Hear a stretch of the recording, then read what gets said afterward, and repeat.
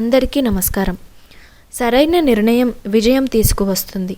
తప్పు ఎంపిక కష్టాలను కలిగిస్తుందని మన పెద్దలు చెబుతూ ఉంటారు.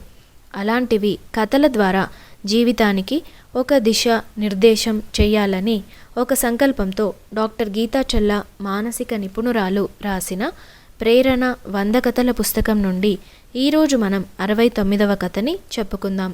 కథ పేరు ఆలుగడ్డ, కోడిగుడ్డు, కాఫీ పొడి, చక్కెర. ఇంకా మరి కథలోకి వెళ్ళిపోదామా? దీపిక, రాధిక కవల పిల్లలు 10వ తరగతి చదువుతున్నారు. ఒకరోజు సాయంత్రం దీపిక బాల్కనీలో కూర్చొని వెక్కి వెక్కి ఏడవడం మొదలుపెట్టింది. అటుగా వెళ్తున్న వాళ్ళ అమ్మ ఏం జరిగిందని అడుగుతుంది. పరీక్షల ఒత్తిడి, స్నేహితుల పోరు, టీచర్ల అవమానించే మాటలు ఇవి తన బాధకు, భయానికి కారణం అని చెప్పింది.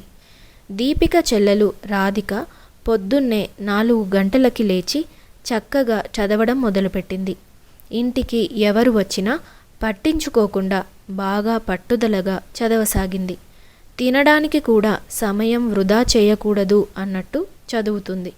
అప్పుడు వాళ్ళమ్మ కాస్త విశ్రాంతి తీసుకోమని అంటే, పరీక్షలు బాగా రాయాలి, స్నేహితులందరికన్నా మంచి మార్కులు తెచ్చుకోవాలి, టీచర్లందరినీ మెప్పించాలి, మీకు మంచి పేరు తేవాలి, చాలా ఆతృతగా ఉందమ్మా, అందుకే ఇలా చదువుతున్నాను అని చెబుతుంది. తన 2 పిల్లల మనస్తత్వాన్ని గ్రహించి ఎలాగైనా వీరికి క్లిష్ట పరిస్థితులలో నిలకడగా ఉండడం నేర్పాలని అనుకుంది. 2 వంటగదిలోకి పిలిచి మరిగే నీళ్లలో కోడిగుడ్డు, ఆలుగడ్డ, కాఫీ పౌడర్ మరియు చక్కెర వేసి గమనించమని చెప్పింది.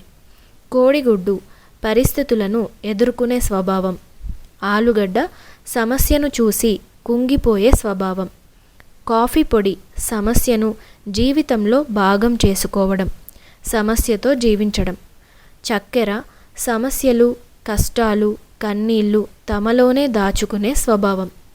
కథలో అమ్మ నేర్పిన జీవిత పాఠం గురించి తెలుసుకున్నాం. సమస్యలు చాలా ఉన్నా వాటికి ఒక్కొక్కరు ఒక్కొక్కలా స్పందిస్తారు. కొందరు పారిపోతారు, మరికొందరు ఎదుర్కొంటారు. చార్లీ చాప్లిన్ సమస్యలున్నాయని నా పెదవులకు తెలియదని చెప్పేవాడు.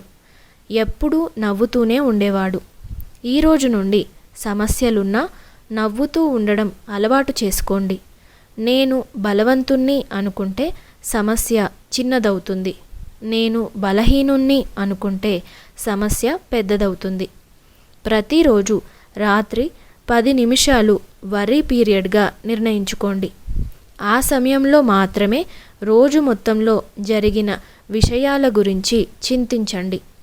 ఇంతటితో ప్రేరణ 100 కథల పుస్తకం నుండి ఈరోజు మన 69వ కథ సమాప్తం.